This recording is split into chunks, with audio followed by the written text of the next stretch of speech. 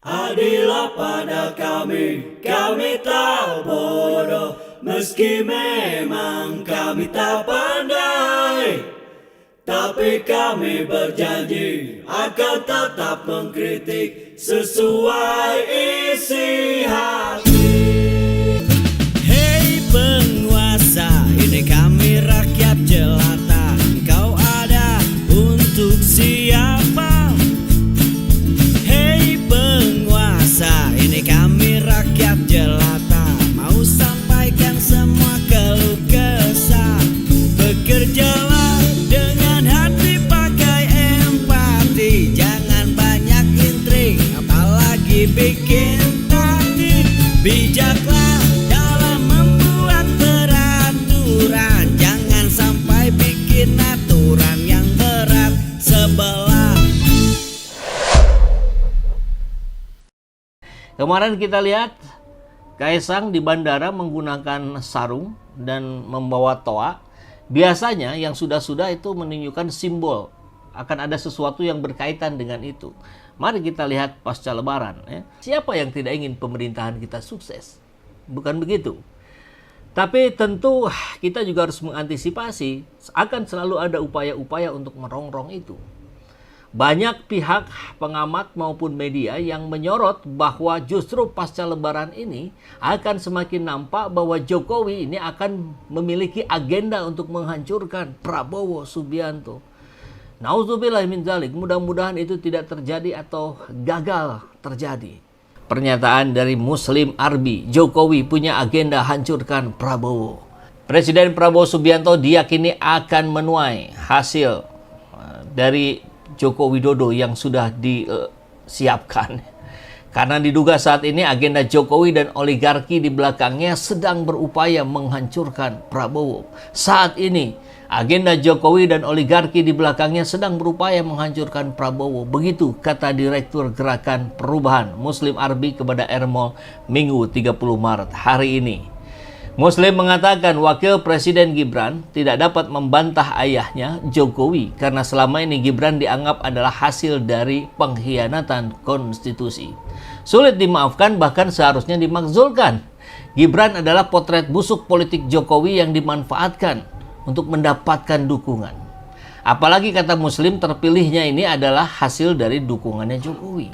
Nah, bagaimana hari ini kita akan melihat upaya-upaya itu dalam konteks contoh, ini salah satunya ya, demo Undang-Undang TNI memanas, pengamat intelijen dan geopolitik titik 2, ada parpol Kim Plus yang telikung Prabowo demi Gibran naik presiden. Ngeri. Aksi demonstrasi menolak Undang-Undang TNI yang terjadi di berbagai kota diduga memiliki skenario politik yang lebih luas. Pengamat intelijen dan geopolitik Amir Hamzah mensinyalir ada partai politik dalam Kim Plus yang sedang memainkan agenda tersembunyi untuk menyingkirkan Prabowo Subianto. Siapa itu? Yang paling mungkin siapa? PSI kan? Jika skenario ini berhasil, maka Gibran sebagai wakil presiden akan naik menggantikan Prabowo secara konstitusional. Ini yang dikhawatirkan banyak pihak. Dalam politik tidak ada kawan abadi, yang ada hanyalah kepentingan dan momentum yang tepat. Menurut Amir, skenario ini mirip dengan yang terjadi pada Presiden Soeharto di tahun 98. Meski saat itu Soeharto memiliki dukungan kuat dari parlemen dan militer, ia tetap jatuh akibat gelombang demonstrasi yang sistematis. Kini, Prabowo menghadapi situasi serupa di mana gelombang protes terhadap Undang-Undang TNI semakin meluas dan sentimen negatif terhadapnya semakin meningkat. Amir menilai Prabowo masih membiarkan loyalis Presiden Jokowi berada dalam pemerintahannya. Langkah ini awalnya dianggap sebagai upaya untuk merangkul semua pihak demi stabilitas politik. Namun ia memperingatkan bahwa strategi ini justru seperti memelihara anak macan yang berpotensi menerkam tuannya sendiri. Para loyalis ini menurutnya masih memiliki afiliasi yang kuat dengan Jokowi dan bisa berperan dalam skenario menggoyang pemerintahan Prabowo dari dalam. Gelombang demonstrasi yang menolak undang-undang TNI terus berlangsung di berbagai kota. Tuntutan para demonstran pun semakin keras, tidak hanya menolak revisi undang-undang TNI, tapi juga menyuarakan ketidakpercayaan terhadap pemerintahan Prabowo. Hal ini menurut Amir bukan sekedar aksi spontan dari kelompok sipil atau mahasiswa, tetapi bagian dari skenario besar yang dirancang oleh aktor politik tertentu. Prabowo sudah menjadi musuh bagi demonstran. Ini bukan hanya soal undang-undang TNI, tetapi ada desain besar untuk menciptakan ketidakstabilan. Dengan adanya tekanan masif, harapannya adalah Prabowo dipaksa turun dan saat itu secara konstitusi Gibran yang menggantikannya. Nauzubillah min dzalik. Ini disampaikan Amir ya. Dalam analisanya ia menilai kemungkinan partai politik dalam Kim Plus ada yang merasa lebih nyaman dengan Gibran sebagai presiden ketimbang Prabowo. Dengan pengaruh Jokowi yang masih kuat, mereka melihat Gibran sebagai figur yang lebih mudah dikendalikan untuk kepentingan mereka. Oleh sebab itu, skenario menyingkirkan Prabowo lewat demonstrasi dan tekanan politik bisa menjadi opsi yang mereka dorong. Menghadapi situasi ini, langkah yang diambil Prabowo akan menentukan kelangsungan pemerintahannya. Jika ia tetap membiarkan para loyalis Jokowi dalam struktur pemerintahan dan partai-partai Kim Plus terus bermain di bawah meja, maka ancaman ini bisa semakin nyata. Di sisi lain, Prabowo juga mencari cara meredam demonstran yang semakin meluas agar tidak menjadi bola liar yang mengancam stabilitas nasional. Amir menyarankan agar Prabowo segera melakukan konsolidasi internal, memastikan loyalitas penuh dari jajaran pemerintahan dan militer, serta mengambil langkah strategis untuk meredakan situasi politik yang sedang memanas. Jika tidak, ini bisa menghadapi skenario yang sama seperti Soeharto di era tahun 98. Prabowo harus tegas, jika tidak ia bisa menjadi korban permainan politik ini dan akhirnya turun sebelum waktunya. Ini semua tidak kita inginkan, tidak kita harapkan. Maka kita berharap Prabowo segera membersihkan semua anasir-anasir, semua loyalis-loyalis Jokowi di pemerintahannya. Banyak banget kebohongan yang dilakukan Jokowi yang memporak-porandakan negeri ini. Ini sudah menjadi obrolan warung kopi. Tak perlu lagi orang-orang pengamat-pengamat politik yang berbicara kan. Ngeri, negara mau dijadikan apa? Jok. Udah jelas ini solusinya. Reshuffle menteri-menteri titipan itu. Iya. Dan satu lagi ada solusinya. Adili Jokowi. Karena ini menjadi gerbang untuk dibukanya kezaliman-kezaliman yang terjadi selama 10 tahun ini yang harus dipertanggungjawabkannya.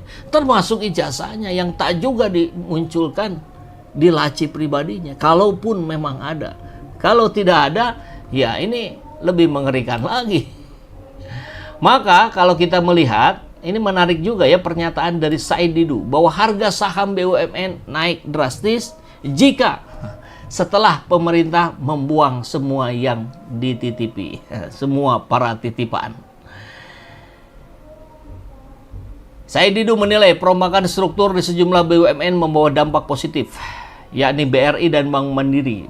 Didu bilang perombakan struktur tersebut mempengaruhi pasar karena orang titipannya dibuang. Ini kabar menarik ya, ini kabar bagus.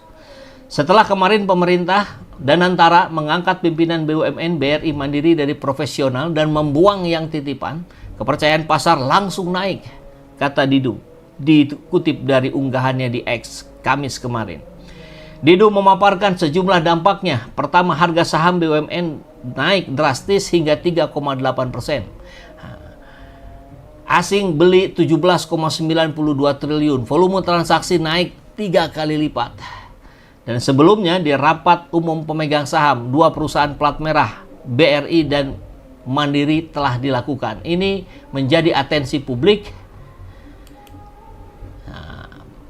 Pengurangan perubahan yang terjadi di sini adalah pengurangan komisaris yang mulanya 12 dipangkas separuhnya menjadi 6. Sementara komisaris titipan baik dari relawan maupun tim sukses dinilai sudah berkurang walaupun tetap masih ada.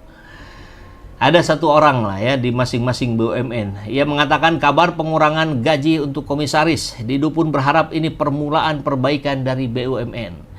Jadi Ada kabar baik yang bisa kita dengar dari BRI dan Mandiri, ya. Orang-orang titipan Jokowi sudah mulai disingkirkan. Mudah-mudahan ini menjadi kabar baik. Karena di sisi lain kita melihat bahwa Jokowi pun kalau mau bikin partai super terbuka ini akan sulit diterima oleh partai-partai lain kalau mau gabung. Karena kita lihat rekam jejaknya bagaimana dia telah mengkhianati Megawati. Kecuali satu-satunya ruang yang masih mungkin dimasuki oleh Jokowi ya partai PSI, di mana anaknya menjadi ketua partainya. Kemarin kita lihat Kaisang di bandara menggunakan sarung dan membawa toa. Biasanya yang sudah-sudah itu menunjukkan simbol akan ada sesuatu yang berkaitan dengan itu. Mari kita lihat pasca Lebaran, ya.